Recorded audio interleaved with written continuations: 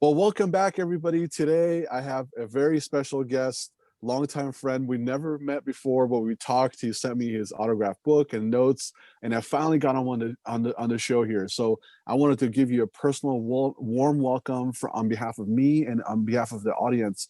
Robert, welcome to the Tony Shap Show.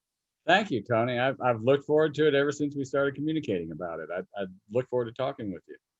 Thank you very much. I think our listeners are going to get some true value and things that they could actually write home to, so to speak, or actually, make a big difference for them, because you've made a big difference in my life, and this is many years ago, and still the things that you taught me through your book, I use every single day. So, just to give you a personal story, I'll never forget.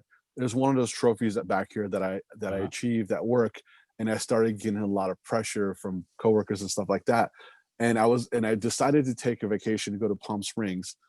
And I bought your book, and I reached out to you. I said, I really needed to read this book because I need to get my head straight and how to deal with, because when you're a high achiever, and I'm nobody special, I just got lucky.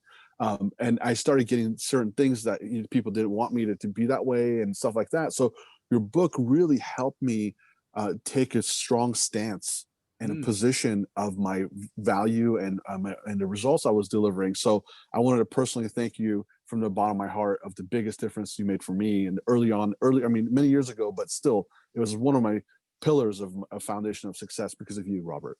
Well, my pleasure. Thank you so much. That makes everything. Every once in a while, I get a comment on a blog or something of a similar nature, and I just write back, "This is what makes it all worthwhile."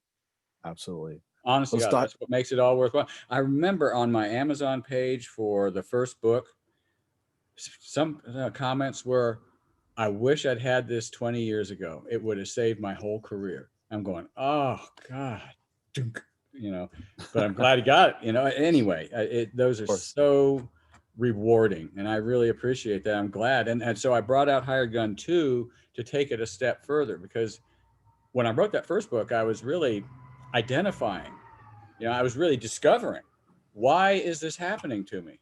And why is it happening to me over and over? If it's happening to me over and over, it's got to be something with me. It's not everybody else.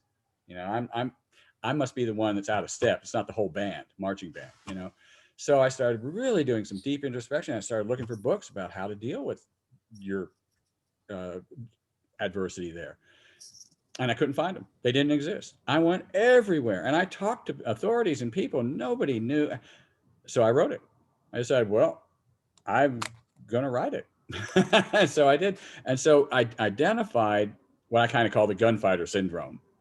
About salespeople. You're a top salesperson. You're highly desired. You're highly compensated. Everybody wants you, especially a new business, and you're like a new town in the old west. There's no law. There's no order. They'll pay anything for a fast gun to come in and put the crime down. But by God, as soon as that law and order is established, the first person they want to get rid of is that fast gun. They paid a lot of money to come in and put it down. And that's what it is with a hired gun sales rep. You are highly desired, but what I learned on the flip side of that coin that was so hard to learn and understand is, when you do achieve top number one and you're making more money than the VP of finance or something, you're limited to about 4 or 5 years. The company will be sold, the company will be merged, all kinds of changes happen, or they just decide you're making too much money. Um, so I wrote the first book, but then in the second book, I identified, how can you see this coming? It wasn't just this a realization that, hey guys, you need to understand this. This may happen to you because it has to me. The second book is, here's 11 telltale signs that it's about to happen to you, and things like that. So it's a lot more detailed and I think helpful. Um, and the third book is about becoming the boss. Is titled "Becoming the Boss." Um, it's about sales morphing into entrepreneurism, because something like 60% of CEOs or business owners have sales backgrounds, and it may be more than that. 100%. Yeah, but that is about how to meet the boss. It's really how to become the boss if you're in sales. As from people I know, there's interviews in there with people that have done that successfully. But it's how to meet the boss. How do you meet the boss? How do you set up a meeting with the boss? And I don't mean the VP of sales or marketing. I don't mean the CEO. I mean the boss. CEO is often not the boss. The CEO reports to someone who maybe founded the company. That's the boss. And maybe it's the boss's wife who's the boss. You got to find out who that is. When you get to know that person, you're golden. Because the best thing, the worst thing that'll happen to it is they'll take you down the hall and say, hey, come down here. I want to introduce you to the person. Jack, I want you to meet this guy. He's got something I think we need. You're golden. So it's how to meet the boss, how to sell to the boss, how to work with the boss, how to learn from the boss, and then how to become the boss. And the last chapter is how to be the boss. So it's kind of. I love it. So that'll be coming out in the spring. Can't wait to read that as well. I know I just got your second book, so I'm going to put that in the queue to read. I'm super excited. We're relaunching that too. I did all this work and we launched it and we had all this marketing going, and then COVID hit, and it just, oh God, I was doing all this revenue through airport bookstores. That's my secret, airport bookstores. My first book, Hired Gun, I sold it almost exclusively through, and it was the best-selling business book in all those airport bookstores for a long time. It stayed on the shelves in Dallas for 2 years at DFW Airport. But this one, it came out and it got great reviews. I had all these wonderful reviews and endorsements and everything, and sales just didn't really happen. So we've rebranded it and we've retitled it. So it's the same book, and it's going to say, the book formerly known as Hired Gun 2, but it's going to be called Sales, the Most Dangerous Game. And the subtitle is How to Be #1 Sales Rep and Not Get Fired. So, nice. So that's the new improved Hired Gun 2. That's really powerful. Let's talk about some recent wins that you've had. Share with our audience a recent win that you've had, and what you learned from it, so that way our audience could also be on the same page with you and experience what you experienced, so to speak. Sure. Can I give two? Of course. Okay, I'm going to give an old one and a new one. Okay. The old one is just one of my favorites, and this was 7-Eleven. I'm a young sales rep. It's the early 80s. I'm selling mom and pop shops, advertising, whatever I can sell, I'm selling. I'm seeing everybody. If I have a meeting with 7-Eleven, it's the same weight to me as a meeting with a mom and pop shop on the corner. It's one meeting. So I'm in this meeting with the boss at 7-Eleven. Now, he's not the boss. It wasn't Gerald Thompson, but it was the guy who reported to him. And I'd worked for a year to get that meeting. And so we're sitting there, and I've pitched him. And he makes the buying question. He says, now this was direct mail around their stores and so forth, and penetration and all that. He says, about how many homes would we want to mail per store, do you think? And here's my takeaway from this: shut up. I just shut up. I didn't say a damn word. Because he wasn't asking me, he was thinking out loud. And he sat there, looked out the window, put his feet up on the window ledge, thought about it a little bit, turned back to me. I averted my eyes. I wouldn't look at him. I was writing notes. Finally, he comes around and says, what do you think about 1,000 homes a store? I said, that's perfect. That is perfect. You've got 1,300 stores. The market area is 1,300,000 homes. If we do 1,000 homes per store, you'll have full market coverage. I can put your piece on the outside of all the mail going out that day, and the mailmen put all the mail inside our package because it's already sorted in their walk sequence. It's so easy for them. So you'll be on the outside of everybody's mail in their mailbox that day if you do 1,000 homes a store for your entire Dallas-Fort Worth market. Boom. It was the first time they'd ever used print media, ever. All radio at that time, all radio. And it was like a $250,000 deal for his first try with us. And the takeaway with it is, when they ask that closing question, when you ask a closing question, just shut up. Let them think. If you interrupt their thinking, and the automatic answer is no. If you interrupt their thinking, our human tendency is to say no. So that's that one. Awesome. The other one is a fun one. I was assigned a list. This was much more recent. I was assigned a list for selling online media advertising. And it was directed to law enforcement. This was police1.com. So I had this list of people at this big trade show I was supposed to see, and I was walking around seeing them all. And I waited, the last one on my list, I waited to be last because it was a boat manufacturer. And our company had never had one boat manufacturer in the whole program ever. It's very unlikely it was going to be a deal. So I saw them last. I walk up on this guy about 4 o'clock in the afternoon at this trade show. He's under a stairway in the shadows with his little desk, and he's just working on his computer, but that's their display. And these people sell $500,000 boats. These are law enforcement and military boats. They're custom made for that police department based on what they want, you know, and they're serious badass boats.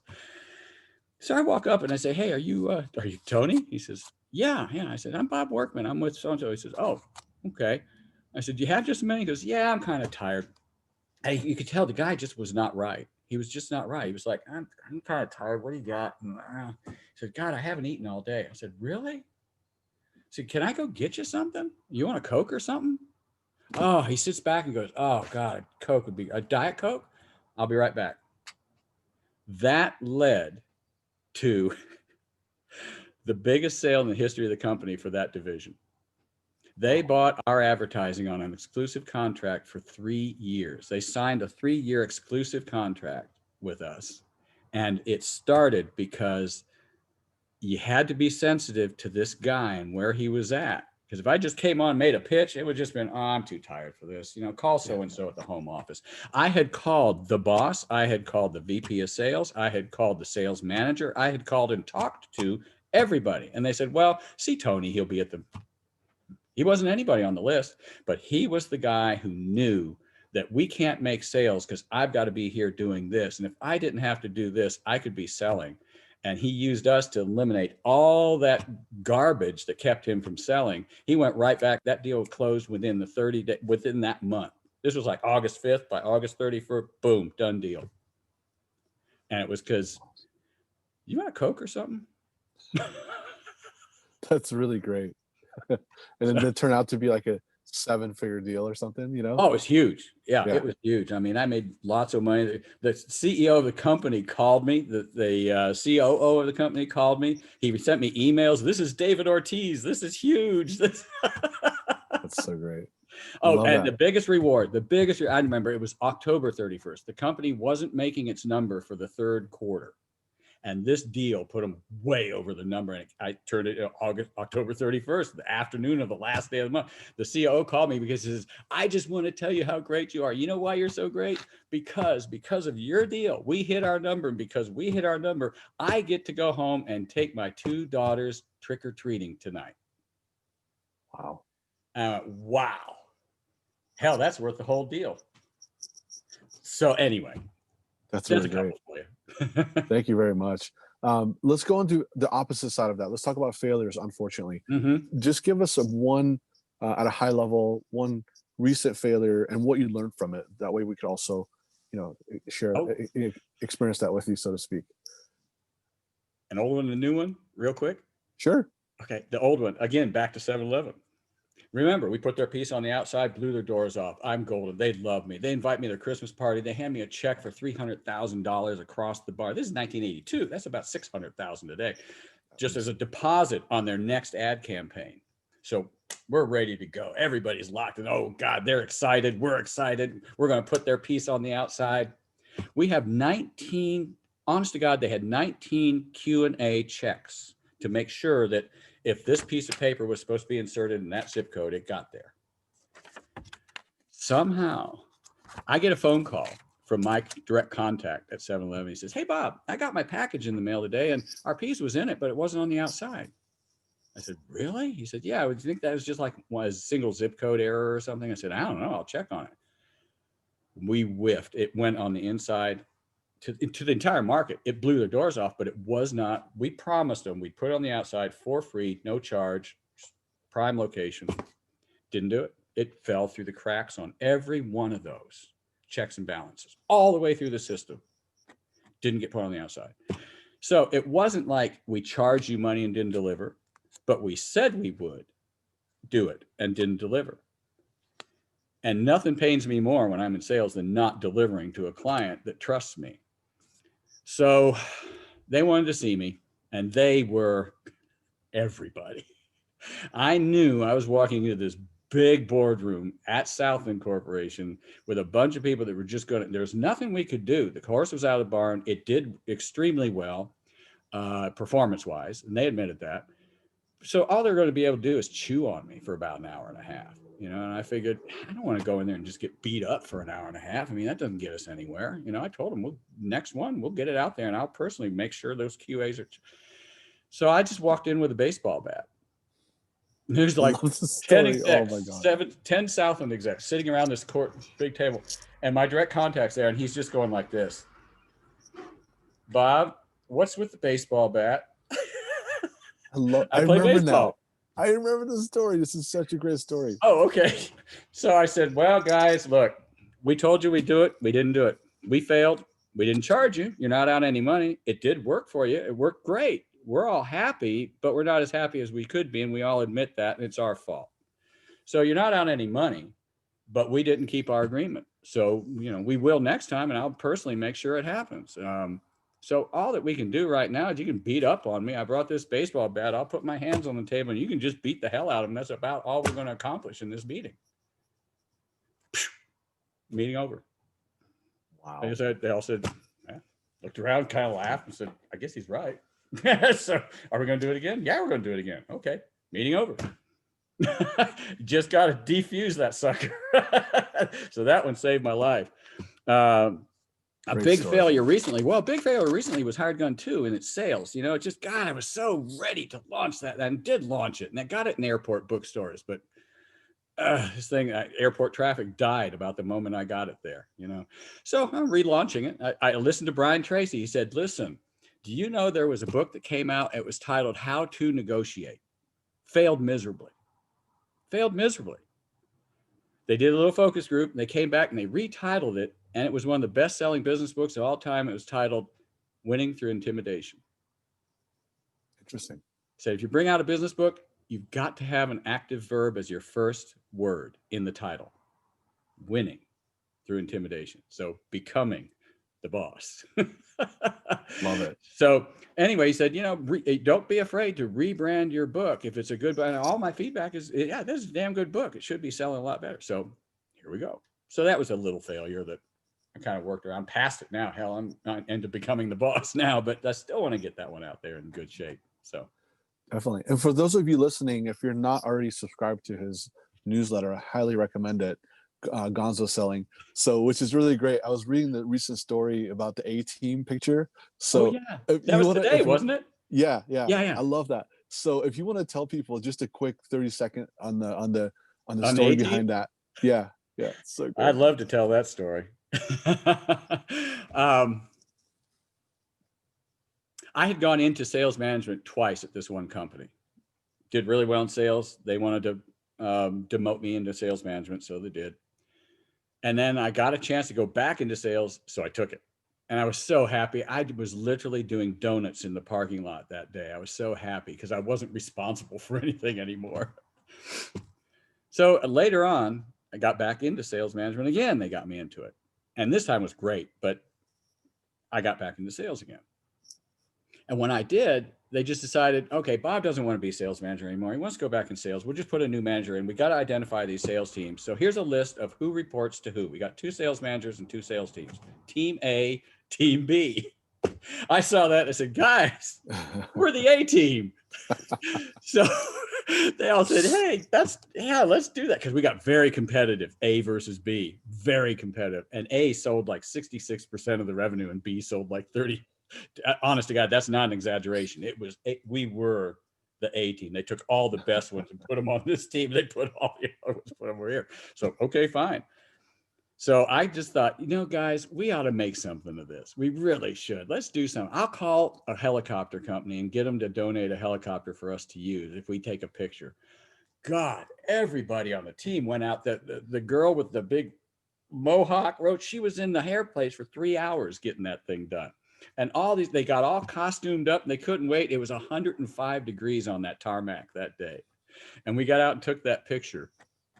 And then we got prints made and we passed them around. We all signed them. So we each had an original. And we signed one, sent it up to the company president in Stamford, Connecticut. And we learned later when he came to the branch, he said, look, I'm going to show you guys something. He opened his briefcase, pulled out the picture of the A team and said, I take this to every branch just to show them why you guys are always number one. We just had an incredible esprit de corps, and it really kept us strong. It really kept us strong. We had a high desire to do as best as we possibly could because you knew you were on the A team. You were expected to do as best as you possibly could. So, That's so great. And thanks for sharing that story with us because I found it to be really inspiring, and it really resonated with me as well, even though I just read it this morning, because of the fact like it goes back to, if you want unordinary results, you have to do unordinary things. that's That's right. one of the things that my coach, God bless him, he died, he passed away, Ron Zeller, he taught me. Uh, So that's when we were able to have breakthroughs, right, sometimes right before a mhm. breakthrough you have a breakdown, and then you have a huge breakthrough. So sometimes we always, like, when we're having a big failure, we're like, okay, there's going to be a big breakthrough, just wait for it.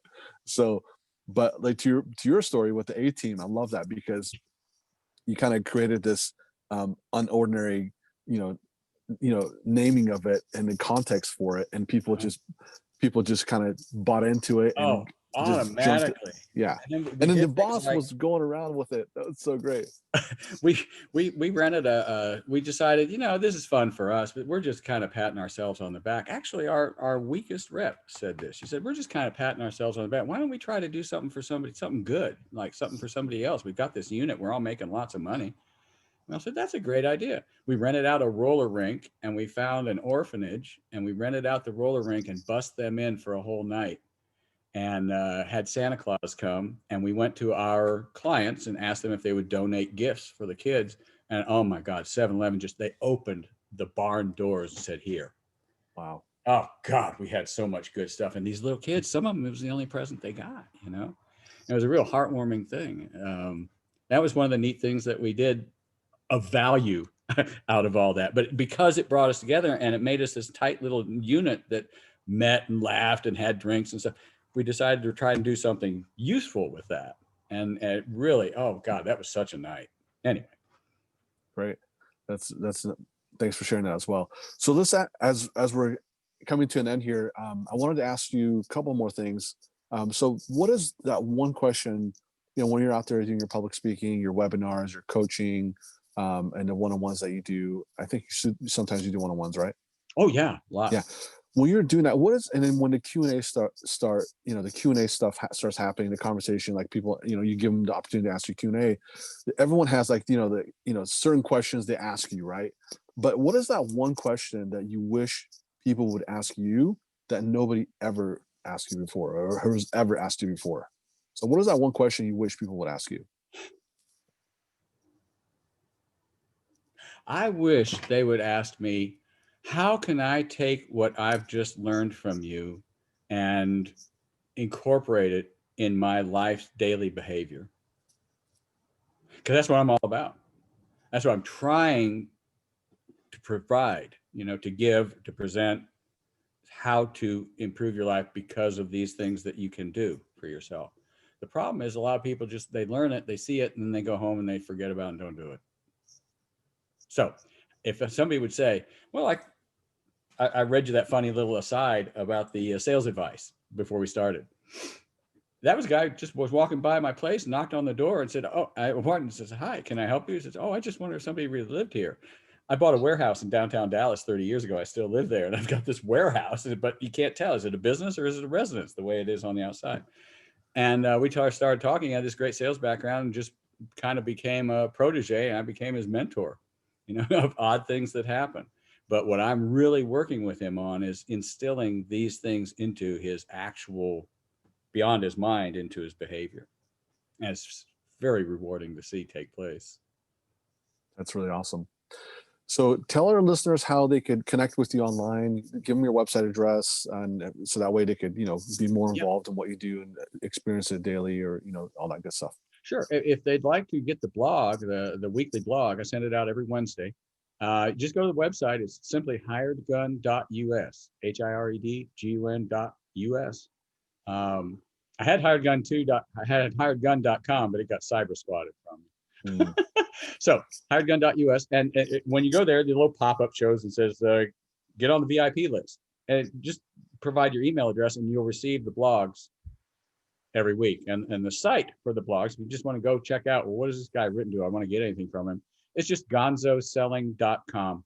It's on the website as a button for blogs, but it's its own site, gonzoselling.com. And hopefully those are helpful to people. Excellent. Thank you very much. It's been an honor to have you on the show. Thank you very much for coming on here and sharing your success and the stories and experiences you've had. I think you're going to make a lot of you're going to make a big impact on a lot of people listening right now, or if they're watching this on YouTube. So from the bottom of my heart, Robert, thank you very much for coming on to the show. My pleasure. Thank you for having me. I look forward to it. Same here. Hopefully we'll have you on here soon. Oh, I'd be happy to come back. Thank you.